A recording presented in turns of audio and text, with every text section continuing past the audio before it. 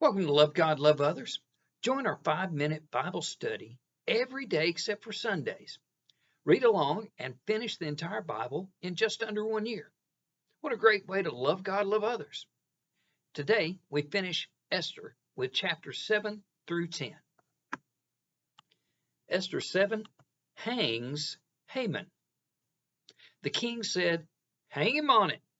So they hanged Haman on the gallows he had prepared for Mordecai. At the second banquet the next day, King Xerxes asked Queen Esther, "What is your petition?" Then Queen Esther answered, "If I have found favor with you, O king, and if it pleases your majesty, grant me my life. This is my petition. And spare my people. That is my request." Esther said, "The adversary and enemy is this vile Haman." The king got up in a rage and went out to the palace gardens. Upon his return, Haman was falling on the couch where Esther was reclining. Big no-no. Though Haman was begging her for his life, the king asked, "Will he even molest the queen while she is with me in the house?" So the king had Haman hung on the gallows next to his own home. Then the king's fury subsided. Question: have I been more Haman or Mordecai? Esther 8 saves the Jews. The king's edict granted the Jews in every city the right to assemble and protect themselves, to destroy, kill, and annihilate, that sounds familiar, any armed force, and to plunder the property of their enemies. This edict defended against the other unrepealable edict from Haman.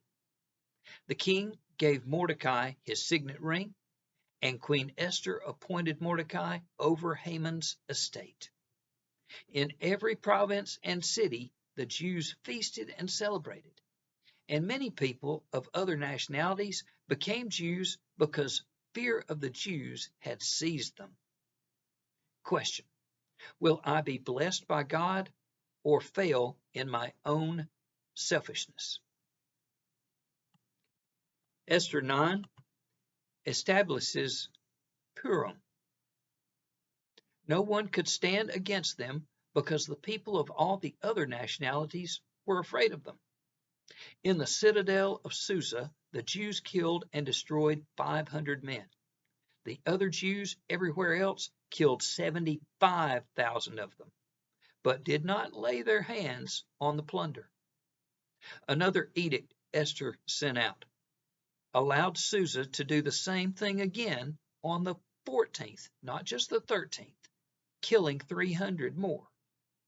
Then they hung the 10 sons of Haman on the gallows, but again they did not lay their hands on the plunder.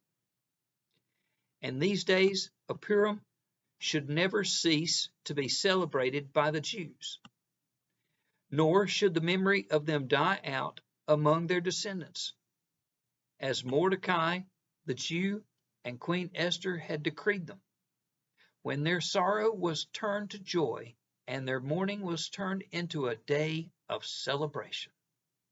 Question: do I celebrate answered prayers?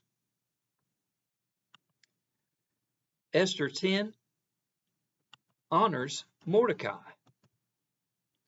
Mordecai the Jew was second in rank to King Xerxes, preeminent among the Jews, and held in high esteem by many fellow Jews because he worked for the good of his people and spoke up for the welfare of all Jews. King Xerxes imposed tribute throughout the empire to its distant shores. Never see yourself victimized. God has a plan and purpose. We must seek him and do our part. Question: am I finding my place in the Lord's purpose? Create a right relationship with God. Let him bless you in your selflessness. Celebrate answered prayers, find your place in his plan, and love God, love others. Everything else is the opportunity to do these two. Until next time.